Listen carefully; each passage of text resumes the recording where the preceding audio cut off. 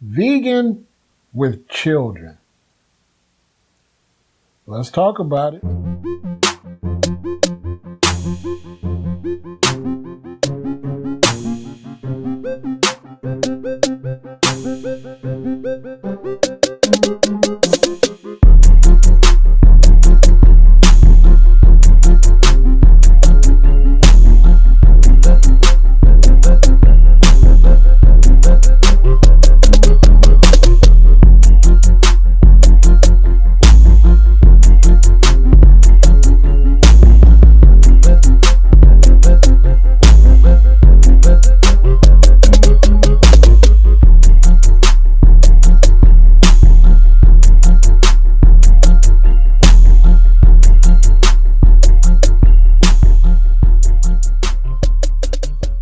Now, before I get started, let me break something down about you learning this from me. See, because you see people say elder, elder, elder. But you see, it's not about me being no elder.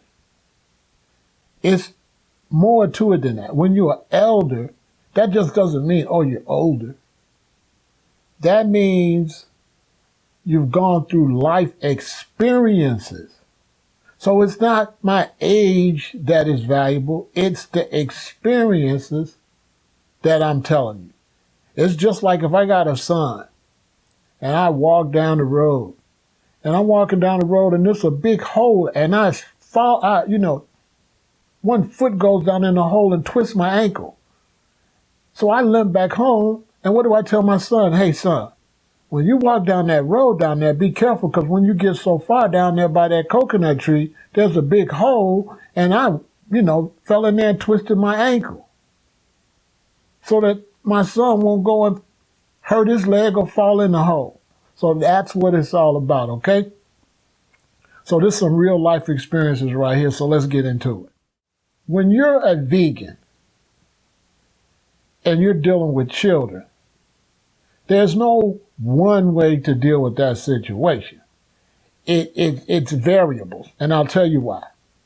You have situations where you might be a vegan and your children are born with you being a vegan. You might have a situation where you and your children are eating meat and you want to go vegan. And you might have a situation where you're a vegan and you start dating a person that has children that are not vegans. So all of these situations you have to deal with in a different way. Now let me start when you have your own children. When you have your own children and they're born and you're a vegan already, it's very good to start the baby out as a vegan. When my children were born and I was a vegan, I was giving them coconut milk. I was making them nut milks. I wasn't giving them the Similac and all that, right? And I was making sure they was eating nothing but fruits and vegetables, no meat. Because they're babies. They don't know any better. They don't know anything. They can't resist it. So I could take advantage of them being babies and really pump their nutrition up and have them eating very good. Now, you have no problem doing this until the child gets in school. When the child gets in school, depending on what school, see, I say it's a lot of variables, but for me, I like to send my children to public schools. I don't like to send my children to private school or special schools. I like to send my children in their earlier years, if I can, I like them to go to the fucking hood schools, okay? Then when they get older, I like to put them in better schools. But I like them to come up grimy. I like them to be in the hood, know how to fight, know how to defend themselves, and deal with what the average black person, or I should say most black people have to deal with. Because most black people are living in a more ghetto-like environment, We have millions and millions of people live in these projects and in these ghettos. So when the children get in kindergarten, now you can still get away with it because kindergarten children now, they don't care. The kids got hot dogs. You can give your child a veggie dog, and as far as all other kids know, your children, your child is eating a hot dog too. They don't know a hot dog from a veggie dog. But there's going to be a point where your child is going to realize that other kids are eating something different than what they eat. Now, me, when I get like that and I see my child is in a dilemma and is starting to wonder about what some of the other children are eating, I lift a lot of my restrictions. Okay, and the reason I do that, because I have raised children strictly vegan no matter what, and they rebelled against it. You see what I'm saying? They grow up and end up eating more meat than anybody. So that doesn't work because, it's hard to deal with a child when they think they're missing something.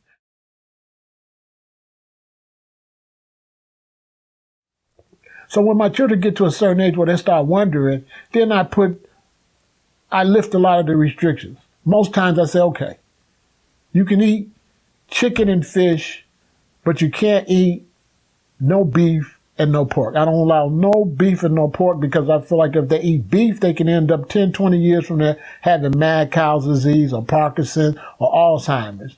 And pork, they can end up with worms and all type of stuff. So I have to protect them some. Even though the chicken and the fish could hurt them too, I like to give them leeway. You don't have to. You can do it your way. But I like to give them leeway so that they can adjust with the Babylon system when they're in the Babylon system. Because it's not realistic that all our children could be pulled out of a Babylon system. And then they still just got to deal with relatives and cousins and all that. So I usually lift the restrictions on them if they want it. I had certain children that didn't care. They wanted to stay vegan. So the ones that doesn't bother them, they still cool with going to school with their dreadlocks, eat vegan, I let them go. The ones that come to school and say, hey, the kids tease them about their dreads, I say, hey, you want to cut them? And I cut them. Because I don't believe in forcing children into religion, dreadlocks, or being a vegan. See? Because religion is something on the long term, they're going to have to want to accept that themselves. Dreadlocks in the long term is something they're going to have to want. And taking care of their health is something they're going to have to want. You cannot make a person want to take care of their health. It's something they have to develop on their own. So what ends up happening is, even though the child might get in, second or third grade, and I start letting them eating chicken sandwiches at the school or whatever, I'm still eating a lot of vegan food at home. And what you'll find out is that the children are going to still want to eat a lot of that vegan food because, the children still going to want sweet potatoes and corn on the cob. Everybody got their thing they like. So no matter if it's vegetables or fruit, there's always plenty of vegetables and fruit that your child does like. See?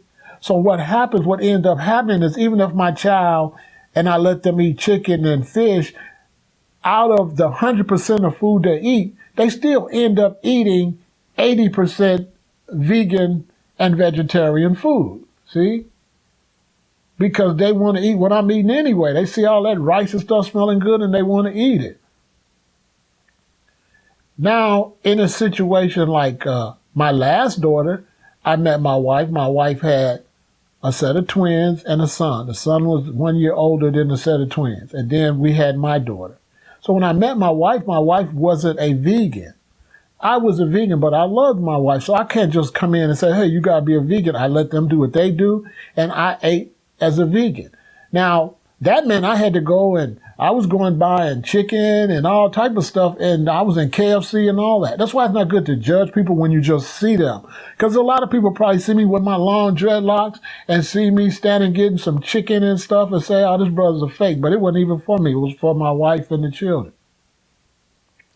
But once again, as time went, I put demands that, hey, y'all can't bring no beef and no pork in here. As I kept eating vegan, my wife started tasting my food, tasting it more and more. Then she started getting certain items, and now she's a better vegan than me.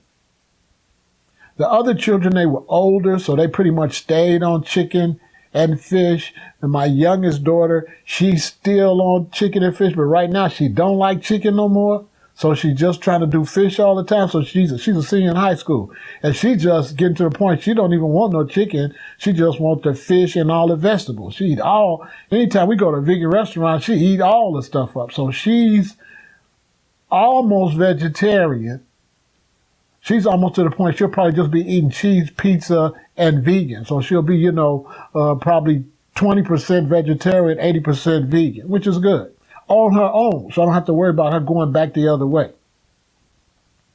And this is the best way to deal with your children when you're dealing with children and you're a vegan. Now, some people say, man, you raise them vegan and they'll stay vegan. No, because eating and taking care of your health is a very small part of being vegan. One of the biggest obstacles to being a vegan is social activities. Most people don't know it, but the main reason they don't go vegan is not because they don't want to adapt to eating different. It's because of social activities. They don't want to become uninvolved with the meat-eating social activities. All of the social activities in this Babylon world are based around meat. Christmas, cook a bunch of meat. Thanksgiving, cook a bunch of meat. Memorial Day, cook some meat. 4th of July, barbecue some meat. Parties, everything is about eating a bunch of dead flesh and poison. So you can have a son that's been eating the way you want him to eat, but if he falls in love with a woman when he gets older and he likes her and he's hanging out, he could be easily influenced to start eating the pork chops and shit she eating because he doesn't want to be the oddball and not deal with the social activity. This is one of the main reasons I don't really honor conscious people. People in the conscious community that eat meat, now, I don't trust them 100% because they will always bow down to the social activities. They're going to do Christmas. They're going to do Thanksgiving. They don't have the strength to back away from the social activities. Now, see, most people look at me, they just think the strength that, man, you're real strong to not eat meat since 1979. But what they don't see is my strength when it comes to all of the Thanksgiving and Christmas celebrations that I haven't gone to since 79. My sister can tell you that. I don't go to any of my relatives' social functions. Ever. Seriously. I don't go to that because it doesn't even represent Christmas. It represents gluttony. It doesn't even represent giving thanks. It represents eating dead flesh. So I don't even deal with it. I protest it. So anybody can get on Facebook and talk protest. Anybody can go march and protest. But can you physically take your body and protest against your own family? Which is a whole nother subject that I have a problem with a lot of positive people or vegans and conscious people and people like that because they're so fake because they'll get on social media and they'll really come down hard on strangers. But they don't do that with their own family. You know, you see all these, oh yeah, I'm so radical people on Facebook until Christmas is quiet. Thanksgiving is quiet. See? But I did my protest right to my family. My family they don't even invite me to that stuff because they know I'm not coming. Because why would I come and watch you smoke crack if it's going to make you sick? So why would I watch you give yourself colon cancer, cancer of the liver? Why would I see you ruin your stomach, have stomach cancer? Why would I go watch you give yourself congestive heart failure and high blood pressure? I'm not going to go give yourself diabetes. Why would I go watch that? Another situation you can find yourself dealing with the children is that you and the children been eating wrong, and now you want to change. Now, it's good for you to do that by yourself. Never force your children, unless they're little babies, fine. Because with little babies, you're not forcing them. A baby going to eat what you give them. And the babies, they love peaches and bananas and stuff. So, they going to go. Especially little boys. Little boys going to eat all the vegetables you give them if that's the one they like. So what you do is you find the one they like and you just let them really go in on that. If they like corn and cob, let them eat all the corn and cob. You find they like cabbage, you find they like greens or string beans. Test and see which one they like. And the one they like, you encourage them by giving them that. Don't try to keep making them eat cabbage if they don't like cabbage, but you know they like string beans, give them string beans. Okay, your child likes string beans and sweet potatoes. You want to help your child eat good? Give them string beans and sweet potatoes. Your child like bananas and oranges. Man, get them all the bananas and oranges in the world. But when you change, don't force the children to change if they're older. Because the only way that you can teach is by example. You cannot teach with your mouth. You cannot teach by force. You teach by example. Okay? People around me for over the years, you know how many vegans and vegetarians I have converted? Because people always ask me, they say, well, how many people have you cured, you know, when I be dogging the Sabi alkaline way of eating? And they say, how many people are you cured? And the better question is, how many people have I prevented from even getting sick? I prevented people from having to go see Sabi, so you don't even know who you're talking to. I was recruiting people, changing people the way they eat in the late 70s, okay? Because of the way I carried myself and the way that they see the example I have put out there. So you want to just put a good example yourself. You have to be a shining light. Also, how can you be hard on somebody to get them to change how they eat when it's so difficult for yourself to learn and get it together? Okay? This is another thing about people. They like to go outwardly. They like to tell everybody else what to do, but they won't change their name legally. They won't wear their natural hair. They won't go eat natural themselves.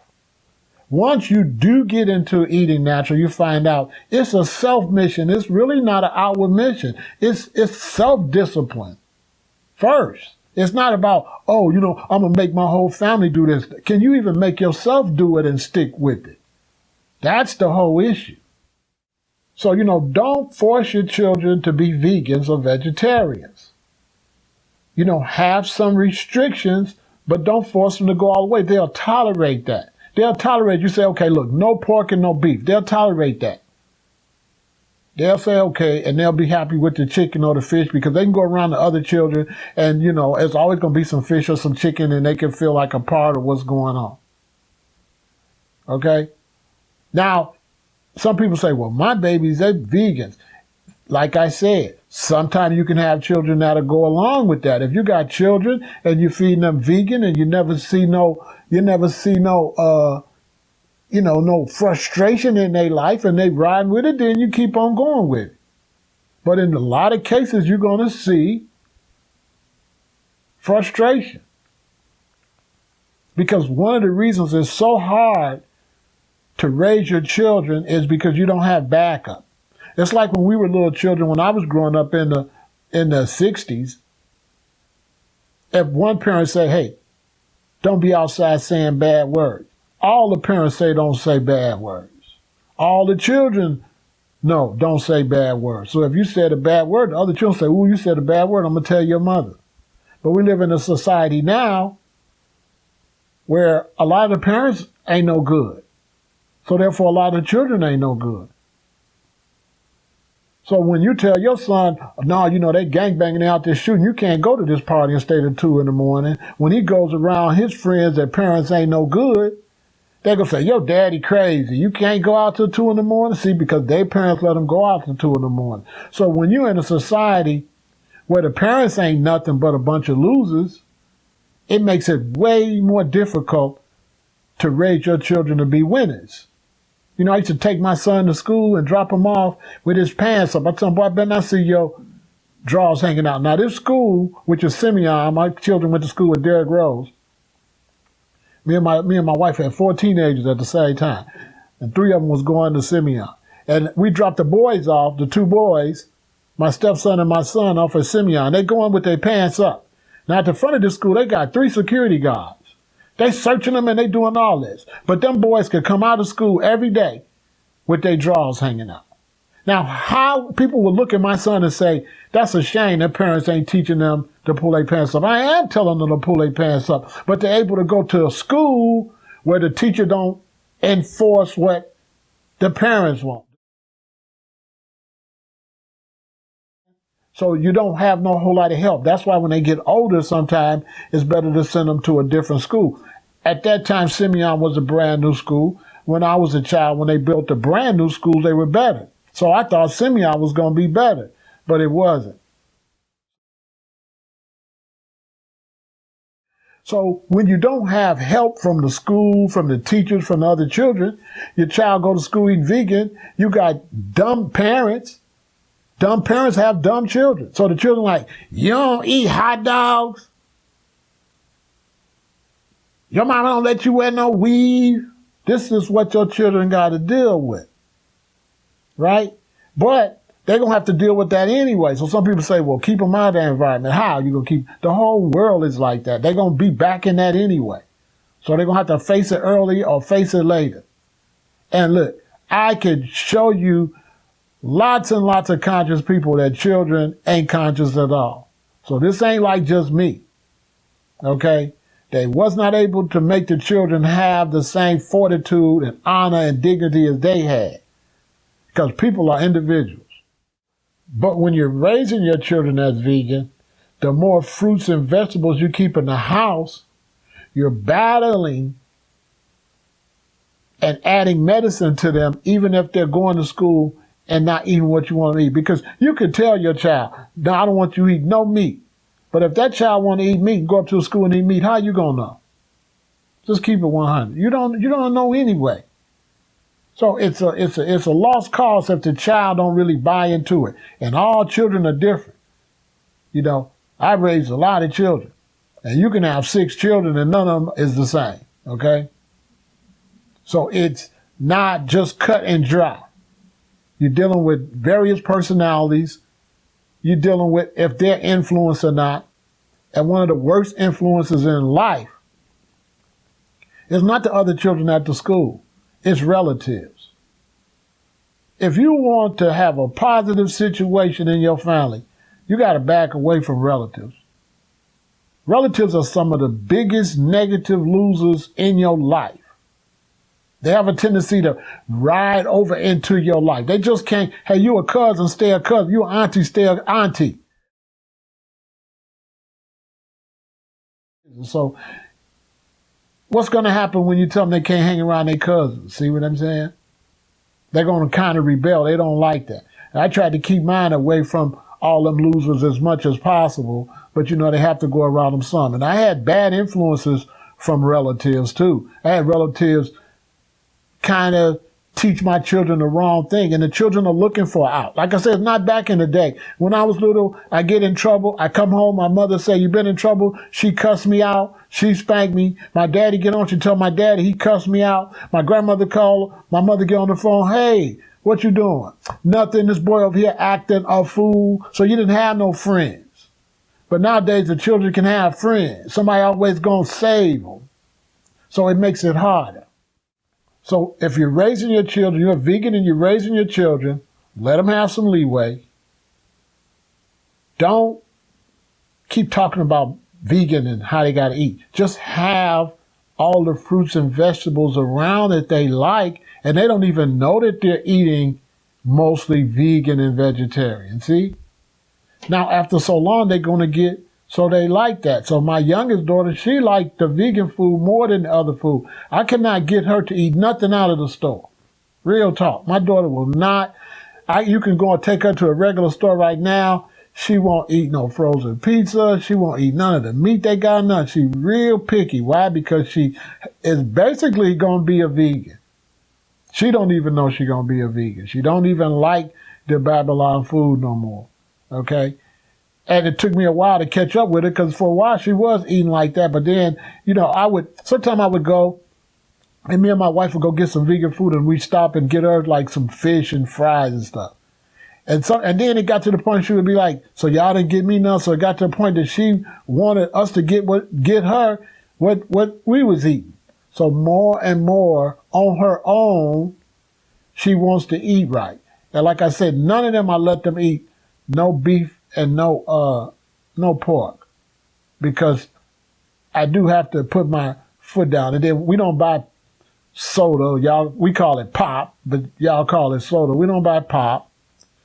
We don't buy a lot of poison anyway. So if they thirsty, they got to drink the juice we got in there. And they like that juice anyway. You know, when my daughter was little, I buy that juicy juice, which was 100% juice. She liked that. See what I'm saying?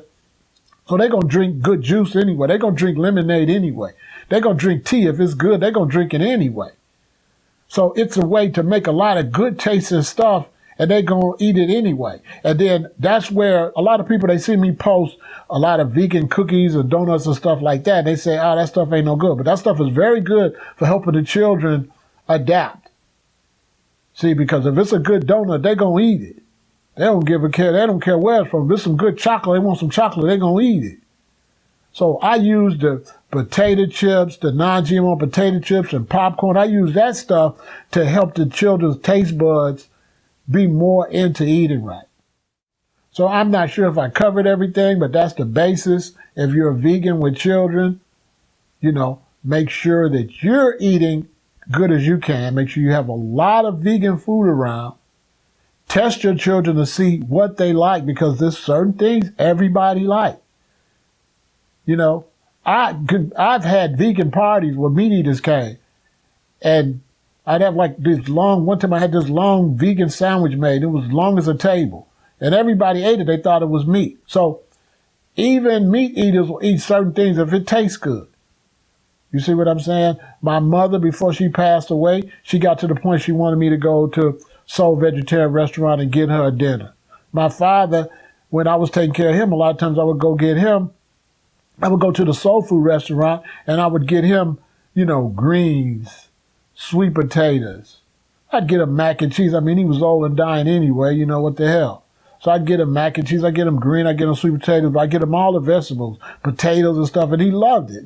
It actually, he was really doing way worse, but when I came in here and I kicked all that really horrible food out, he lived a lot longer than he would have lived.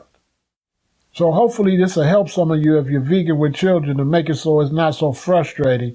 Don't be frustrated with the children. Let the children come into their own, because vegan is not a family thing. Vegan is not a group thing. Vegan is a individual thing.